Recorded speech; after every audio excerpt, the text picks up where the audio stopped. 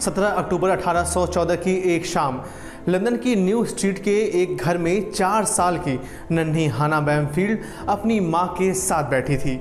मां के एक हाथ में चाय का प्याला था और दूसरे में एक और नन्हा बच्चा। बगल में एक दूसरे घर के बेसमेंट में एक आयरिश परिवार इकट्ठा था। मौका था एक 2 साल के नन्हे बच्चे की मौत पर शोक प्रकट करने का। बच्चे की मौत पिछले दिन ही हुई थी। तभी शाम 5 से 6 बजे के बीच पोर्टर बियर की 15 फीट ऊंची एक लहर अचानक उनके घर में सैलाब की तरह दाखिल हो जाती है। कोई कुछ समझता इससे पहले ही वह बियर की सुनामी में समा चुका था। नन्ही हाना इसमें डूब जाती है, जबकि उसकी मां और उनकी गोद में मौजूद छोटा बच्चा लहर के साथ ही बहने लगते हैं। वहीं आयरिश परिवार के सभी 5 सदस्य इसमें डूब जाते हैं। ये प्रलय कई दीवारों को ढहा देती है, घरों को तहस नहस कर देती है। हम सभी ने जल प्रलय के बारे में सुना है, बर्फ के पहाड़ खिसकते देखे हैं, लेकिन बियर की सुनामी का ऐसा विचित्र किस्सा न तो कभी देखा गया और न ही सुना गया। आज हम जानेंगे लंदन की इसी बियर वाली बाढ़ के बारे में, जब बियर लंदन की सड़क पर समंदर की लहर बनकर निकली थी। 17 अक्टूबर 1814 को ही यह घटना हुई थी।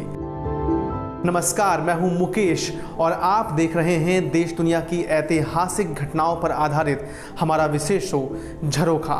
अगर आप इस वीडियो को फेसबुक पर देख रहे हैं तो हमारे पेज को लाइक और फॉलो करें, और अगर आप इस वीडियो को यूट्यूब पर देख रहे हैं तो हमारे चैनल को सब्सक्राइब ज़रूर करें। आइए आज का सफ़रनामा शुरू करते हैं।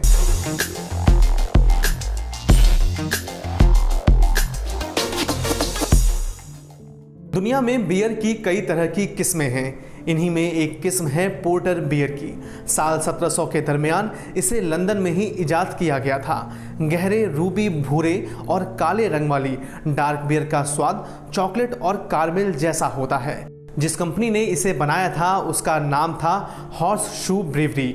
हॉर्स शू ब्रेवरी ने सिर्फ बियर ही नहीं बनाया, बल्कि कंपनी ने विशालकाय वैट भी तैयार किए, जिनके अंदर बियर को स्टोर करके रखा जाता था। सबसे पहले कंपनी ने 1500 बैरल की क्षमता वाले वैट तैयार किए और फिर ये आंकड़ा आ पहुंचा 20,000 बैरल की क्षमता वाले वैट तक। कंपनी ने जब 10,000 बैरल वाला वैट तैयार किया था तो इसमें 200 लोगों ने बैठकर डिनर किया था। 21 मेट्रिक टन का लोहा इन वैट को बांधने में इस्तेमाल किया गया था। रईस लोग बियर को चाव से पी रहे थे और हॉर्स शू ब्रेवरी कामयाबी का शिखर छूती जा रही थी।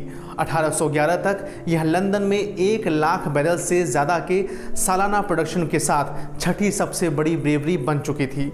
लेकिन कंपनी जहां मौजूद थी उसके पीछे एक ऐसी दुनिया थी जो बियर पीने वाले अमीरों की दुनिया से बहुत अलग थी।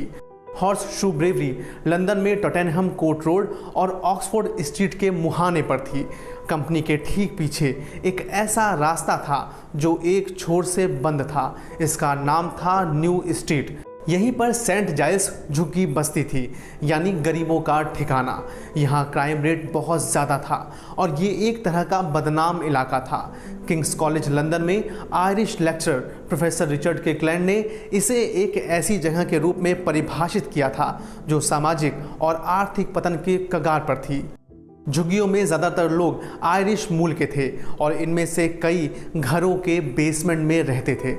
17 अक्टूबर 1814 की दोपहर ब्रेवरी के क्लर्क ने देखा कि 320 किलोग्राम लोहे के बैंड में से एक, जो लकड़ी की वैट को बांध कर रखता था, वह अपनी जगह से खिसक गया था। उस समय 32 टन की वजन वाली फर्मेंटिंग पोर्टर बियर इसमें भरी हुई थी। सुपरवाइजर से उसने इस घटना को रिपोर्ट भी किया, लेकिन उसे बताया गया कि पहले भी बैंड स्लिप हो चुका है और जल्द ही इसे रिपेयर कर लिया जाएगा। लेकिन 1 घंटे बाद ही 42 फीट ऊंचा वैट फट गया। लिक्विड ने दूसरे कई बैरल को भी तबाह कर दिया। नतीजा ये हुआ कि लाखों गैलन बियर सड़क पर एक साथ बह निकली। पोर्टर बियर की सुनामी ने ब्रेवरी की पिछली दीवार को गिरा दिया और इसके बाद सेंट जाइल्स की झुग्गी बस्ती में सैलाब उमड़ आया। 14 साल की एलेनोर कूपर तब मारी गई जब ब्रेवरी के पीछे की यह दीवार गिरी। वह इसके नीचे दब गई थी। 8वीं मौत भी एक बच्चे की ही थी जिसका नाम सारा बेट्स था और उसका शव भी एक धराशायी हो चुके घर के मलबे से मिला। ब्रेवरी के सभी कर्मचारी सकुशल रहे। लंदन की इस बस्ती में उस रोज़ 6 लाख लीटर से ज़्यादा बियर बही थी। बियर की तबाही जब थमी तो अपने पीछे फोम से सना मलबा छोड़ गई। इस घटना में कुल 8 लोगों की मौत हुई थी, लेकिन अगर यही हादसा 1 या 2 घंटे बाद हुआ होता तो शाम को वे लोग भी इसकी चपेट में आ जाते जो काम से घरों को लौट चुके होते। कचरा साफ करने का काम अगले दिन भी जारी रहा। मकान के मलबे और कचरे से कई लोगों को जिंदा बाहर निकाला गया। दुर्घटना के बाद एक और दर्दनाक किस्सा हुआ। मलबों में अपनों को तलाश करवाने के लिए चौकीदारों ने लोगों से पैसे भी लिए। ढेरों लोग इस मौके पर इकट्ठा हो गए थे। हालांकि अखबारों ने रिपोर्ट कुछ और ही छापी। द टाइम्स की एक रिपोर्ट ने स्थानीय लोगों की सराहना की और बताया कि मलबे में फंसे लोगों की तलाश करने के लिए भीड़ खामोश हो गई थी ताकि चीखें साफ सुनी जा सके। लगभग हर अखबार ने लोगों की जमकर तारीफें ही की थी, लेकिन ऐसी बातें भी सामने आई कि तबाही के बीच बर्तन और पैन लेकर लोग बियर इकट्ठा करने के लिए जुट गए थे। Amber gold and black the history of Britain's great beers के लेखक मार्टिन कार्नेल बताते हैं, लंदन के किसी भी समाचार पत्र ने ऐसी रिपोर्ट नहीं दिखाई कि लोग तबाही के बाद बियर बटोरने की होड़ में लग गए हों, जबकि उन्होंने लोगों के इकट्ठा होने और सभ्य आचरण को ही प्रकाशित किया। जबकि सच्चाई ये थी कि दंगे और बियर पीकर लोगों के बहकने की खबरें भी सामने आई थी। इस पूरे हादसे की जांच हुई और जुडिशियल ऑफिसर ने हादसे को कैजुअली, एक्सीडेंटली और दुर्भाग्यपूर्ण बताया। आखिर में कोर्ट के फैसले में इसे एक्ट ऑफ गॉड करार दिया गया और ब्रेवरी के मालिकों से किसी भी तरह का कंपनसेशन नहीं लिया गया, बल्कि ब्रेवरी के ऊपर से एक्साइज टैक्स हटा लिया गया। ऐसा उसके बियर के नुकसान को देखते हुए किया गया था। यही नहीं, कंपनी को 7,250 पाउंड का मुआवजा भी मिला, जबकि पीड़ितों को कुछ भी नहीं मिला। बियर की बाढ़ का नतीजा ये हुआ कि बड़े लकड़ी के वैट को धीरे धीरे चलन से बाहर कर दिया गया और अब कंक्रीट के वैट तैयार किए जाने लगे। हॉर्सशू ब्रेवरी इस घटना के तुरंत बाद फिर से प्रोडक्शन के काम में जुट गई। 100 साल से भी ज़्यादा वक्त बाद यह 1921 में बंद हुई। तब यहाँ डोमिनियन थिएटर खोला गया।